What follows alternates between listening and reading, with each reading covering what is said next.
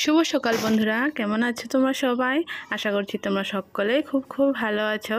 আমি আসামের ছোট্ট একটা গ্রাম থেকে পূজা। তো তোমাদের সবাইকে আমার ব্লগ চ্যানেলে অনেক অনেক স্বাগত জানাই। তো বন্ধুরা দেখো, আজকে হচ্ছে চৈত্র সংক্রান্তি, মানে চড়ক পূজা। তো ওই জন্য সকালবেলা ঘুম থেকে উঠেই আগে মাজা ঘষা করে নিলাম।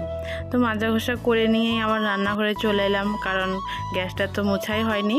তো ওই জন্যই স্নান করে এসে গ্যাসটা মুছে নিচ্ছি। তো কারণটা হলো যে তোমরা তো জানোই মেয়েদের যেটা স্বাভাবিক প্রতি মাসে হয়, তো তার জন্যই স্নান করেই গ্যাসটা ধরলাম, কারণ স্নান না করে আমাদের গ্যাসটা ধরতে নেই। তো যাই হোক বন্ধুরা, তো দেখো গ্যাস ট্যাস মোছা শেষ, তারপরে এখানটা মুছে নেব। এখানে আমি যে ভাত টাত রান্না করে সব কিছু রেখে দিই, কারণ আজকে তো নিরামিষ রান্না হবে আর সবই নিরামিষই খেতে হবে। তো ওই জন্য সব মাজা ঘষা করা হয়ে গেছে, কিন্তু মোছা কাচাটা হয়নি। তো এখন সেটা অল্প অল্প করে করছি। তো মোছা কাচা দেখো শেষ করে আবার ঘরে চলে এলাম। তো ঘরে এসে দেখি সোফার কাপড়গুলো মানে একদমই এলোমেলো হয়ে গেছে, আর আমার তো এলোমেলো একদমই পছন্দ না। তো ভাবলাম আগে এগুলোই ঠিক করে যাই।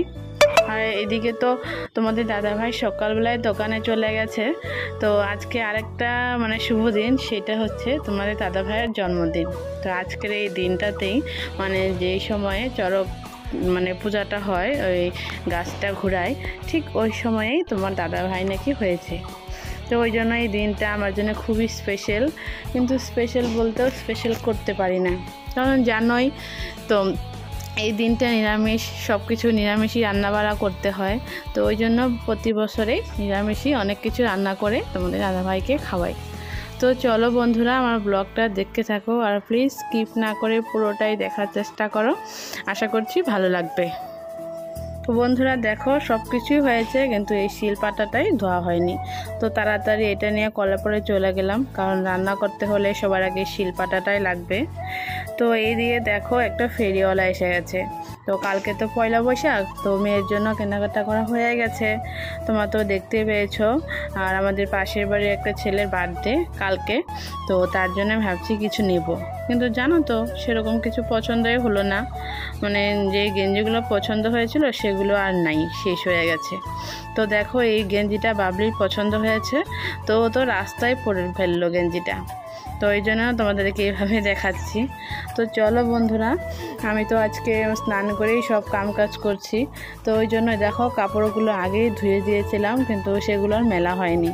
তো ভাবলাম কাপড়গুলো আগে মেলে দিয়ে আসি, তারপরে ঘর ঠর মুছবো।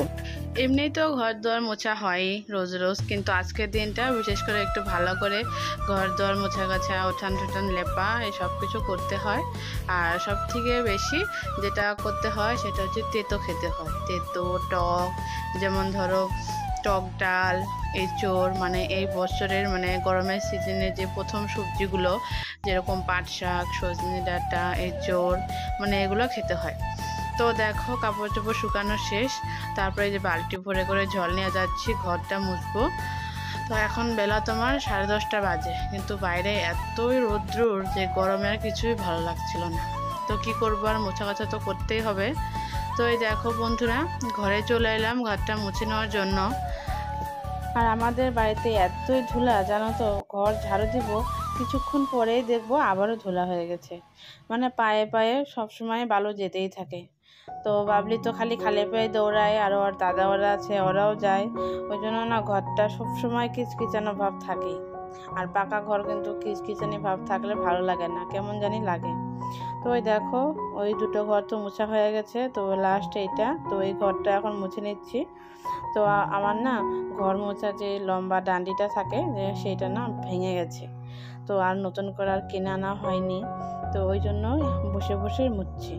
আর সত্যি কথা বলতে কি, আমি না বসে বসে মুছতেই ভালোবাসি, দাঁড়িয়ে থেকে মোছাটা আমার ঠিক অতটা পছন্দের না, কিন্তু তাও একটু সুবিধা হয় ওটা হলে। তো তার জন্যই যখন যেটা হয় সেটা দিয়ে করে ফেলি বন্ধুরা। তো দেখো আমার মোছা কথা শেষ, এখন হচ্ছে রান্নাঘরে যাব। তো রান্নাঘরে যেতেই ফট করে মনে হলো তোমাদের দাদাভাই বলেছে নিম পাতা ভাজা করতে। তো নিম পাতা গাছ তো আমাদের বাড়িতেই আছে, কিন্তু না পারতে পারছি না। তো গাছটা একটু উঁচা হয়ে গেছে, এখন ডালটা ধরে টানলে যদি ভেঙে যায়, তো ওই জন্য একটা লাঠি খুঁজছি, যে লাঠিটা দিয়ে একটু ডালটা সামনের দিকে আনবো, তারপরে নিব। তো দেখো তাও পারছি না। আর এই সামনে যে ইটগুলো রাখা আছে এই ইটের জন্য আরও মানে ধরা যাচ্ছে না। তো তারপরে দেখো ইটের উপরেই চড়ে উঠলাম আমি। কি করব বলো, এখন নিম পাতা তো নিতেই হবে, আর কেউ মানেই বাড়িতে, ওই জন্যই নিজেই মানে গাছে ধরতে গেলে গাছেই ওঠা, অনেকটাই উঁচু, অনেক দূর থেকে আমি ভিডিওটা করছি তো ওই জন্যে বোঝা যাচ্ছে না। তো বন্ধুরা দেখো আমার নিম পাতা তোলা শেষ। আর নিম পাতা তো আমি ভালোই বাসি না, মানে খেতেই পারি না, তো ওই জন্য বেশি পারিনি, 3টে ডালের মতন পেরেছি নিম পাতা।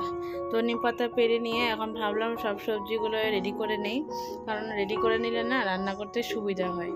আর আমার ঘরে তো কেউই নেই যে আমাকে সবজিগুলো একটু রেডি করে দিবে, তো তার জন্য নিজেই ভাবলাম আগে রেডি করে নেব, তারপরে একের পর এক রান্না করে যাব। আর আজকে না খুবই গরম দিয়েছে জানো তো। আর আজকে চড়ক পূজার মেলা, তো তোমাদের দাদাভাইকে বলেছিলাম যে একটু মেলায় নিয়ে যাওয়ার জন্য, কিন্তু এই অসুবিধার জন্য আর মেলাও যেতে পারবো না। তো দেখো এই যে সজনে ডাঁটাগুলো এখন বেছে নেব।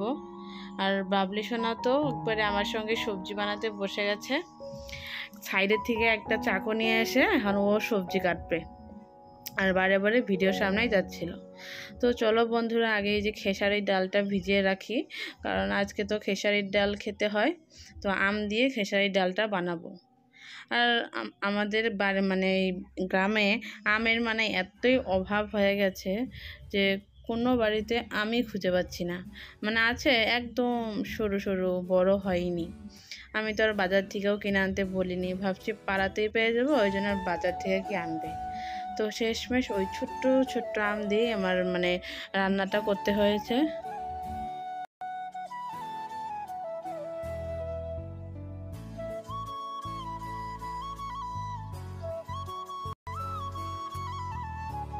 তো বন্ধুরা দেখো এই যে আমগুলো, তো আমি এগুলো এনে টেবিলে রেখে দিয়েছিলাম, কিন্তু আমার মেয়ে ওর সাইকেলের বাস্কেটে দেখো ভরে রেখেছে। তো এই যে দেখতে পাচ্ছ সরু সরু আম, তো এগুলো এখন কেটে নেব 2 ফালটা করে কেটে নিয়ে একবারে প্রেশার কুকারে দিয়ে দিব, যেহেতু খেসারি কালারের ডাল সিদ্ধ হতে অনেকটা টাইম লাগে, তো তার জন্য কুকারে দিব, তাহলে তাড়াতাড়ি হয়ে যাবে। আর গরমের জন্য তোমাদের দাদাভাই দেখো আইসক্রিম নিয়ে এসছে, আমার জন্য একটা, বাবলির জন্য একটা, আর আমার ভাসুরের ছেলের জন্য একটা। তো তাই এখন বাবলি আমাকে বলছে মা তোমারটা দাও, দেখি কাঠটা বড় কাঠটা ছোট। তো বাবলিটা বড় দেখে এনেছে, কারণ ওর ছোট জিনিস পছন্দই হয় না, আর ওই যে জিনিসটা ভালোবাসে, তো ওই জিনিসটা ওকে সবসময় বেশি বেশি দিতে হয়।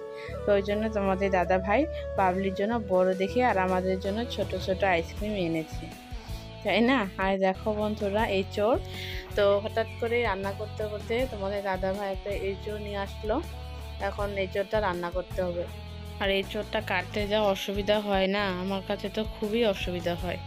তো কি করব, আর নিজেই তাড়াতাড়ি করে এঁচোড়টা কেটে নিয়ে আসলাম। তো তারপরে এখন নুন হলুদ দিয়ে একটু ভাপিয়ে নেব। আর দেখো আজকে রান্নাটা কিন্তু তোমাদের দাদাভাই নিজের হাতেই করেছে, আমি শুধু মশলাগুলো করে দিয়েছিলাম। তো খেতে কিন্তু সেই টেস্টি হয়েছিল এঁচোড়টা। বন্ধুরা দেখে নাও কি কি রান্না করেছি, হচ্ছে সজনে ডাঁটার চচ্চড়ি, পাট শাক ভাজা, করলা ভাজা, পাট শাকের বড়া, নিম পাতা ভাজা, খেসারি কালাই ডাল আম দিয়ে, আর হচ্ছে এঁচোড়ের রসা। তো বন্ধুরা এই দেখো তোমাদের দাদা ভাইয়ের জন্য ভাত বেড়ে নিয়েছি, তো এখন খেতে দিব। তো এই যে, আর এদিকে আমার বড় মশাইয়ের বার্থডে, তো চৈত্র সংক্রান্তি আর জন্মদিন একসঙ্গে পালন হয়ে গেল, অনেক কিছু রান্না করে খাওয়াই দিলাম বড় মশাইকে। তো বন্ধুরা আজকের মতন ব্লগটা আমার এখানে শেষ করছি, যদি ভালো লাগে লাইক কমেন্ট অ্যান্ড সাবস্ক্রাইব করে দিয়ে আমার পাশে থেকো।